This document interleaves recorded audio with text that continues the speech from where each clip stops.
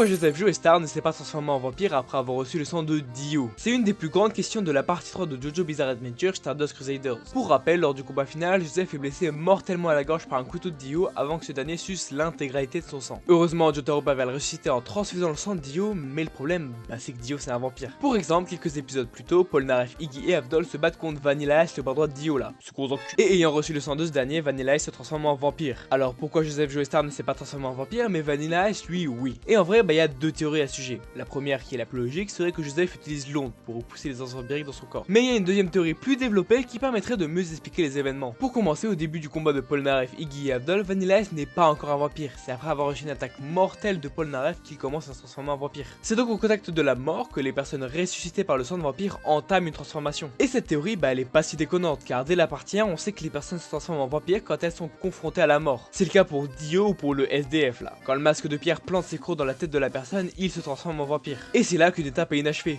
Joseph, lui, il est plus confronté à la mort durant tout le reste de l'œuvre après son combat contre Dio. On peut le voir par sa présence dans la partie 4, mais aussi dans la partie 6 où on peut supposer qu'il a 91 ans à peu près. Nous avons donc la finalité de cette théorie. Joseph Joestar, ressuscité par le sang de Dio, ne s'est pas transformé en vampire car il n'a pas été confronté à la mort. Voilà, maintenant vous savez.